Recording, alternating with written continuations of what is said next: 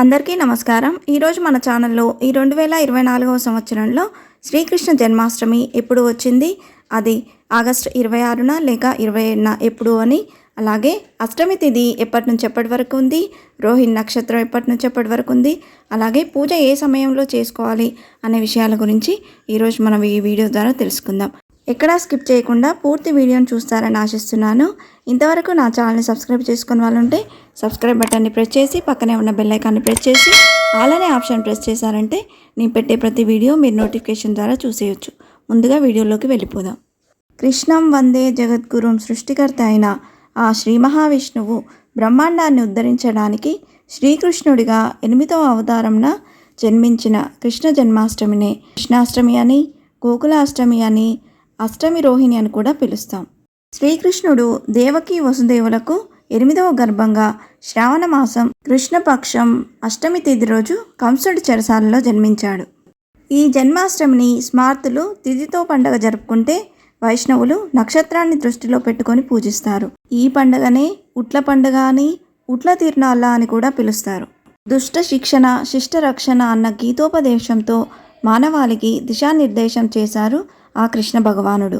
మహాభారత యుద్ధాన్ని ముందుండి నడిపించిన మార్గదర్శి ఆయన. మహాభాగవతం కథలను విన్నా, దృశ్యాలను తిలకించిన జీవితానికి సరిపడా విలువలెన్నో బోధపడతాయి. ఆ కావ్యం ఇప్పటి పరిస్థితులకు ఒక మార్గదర్శకంగా ఉండడం కృష్ణుడి మహోన్నత వ్యక్తిత్వానికి, ఆయన లీలలకు అద్దం పడుతుంది. ద్వాపర యుగంలో జన్మించిన కృష్ణుడు నేటి కలియుగానికి ఆదర్శంగా నిలుస్తున్నారు. అందుకే ఆయన్ని అందరూ తమ ఇష్టదైవంగా కొలుస్తారు. ఈ 2024వ సంవత్సరంలో శ్రీకృష్ణ జన్మాష్టమి ఎప్పుడు వచ్చిందో ఇప్పుడు తెలుసుకుందాం.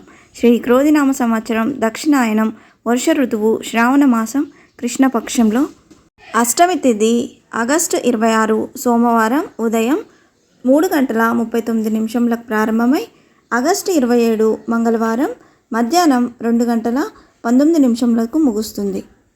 అలాగే రోహిణి నక్షత్రం ఆగస్టు 26 మధ్యాహ్నం 3:55 ప్రారంభమై ఆగస్టు 27 మంగళవారం మధ్యాహ్నం 3:38 ముగుస్తుంది.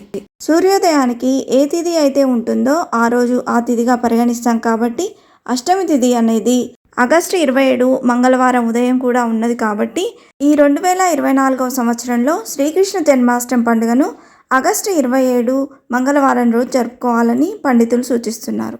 శ్రీకృష్ణుడు రోహిణి నక్షత్రం అష్టమి తిథిలో అర్ధరాత్రి జన్మించాడు కాబట్టి నిష్టకాల పూజా సమయం అనేది ఆగస్టు 27 మంగళవారం అర్ధరాత్రి 12:06 నుండి 12:51 వరకు ఉందండి. కాబట్టి ఈ సమయంలో పూజ చేసుకుంటే చాలా మంచిది. ఇది వీలు కాని వారు ఆగస్టు 27వ తేదీ అష్టమి తిథి వెళ్లేలోపు పూజ చేసుకుంటే ఎంతో మంచిది.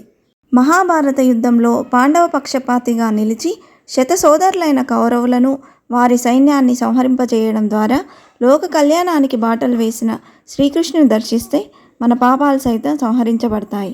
శ్రీకృష్ణాష్టమి వేళ కృష్ణ దేవాలయాలను కానీ గౌడీయ మఠాలను కానీ దర్శిస్తే చాలా శుభప్రదమని పండితులు చెప్తున్నారు. కృష్ణాష్టమి నాడు భక్తులు పగలంతా ఉపవాసం ఉండి సాయంత్రం శ్రీకృష్ణుని పూజిస్తారు.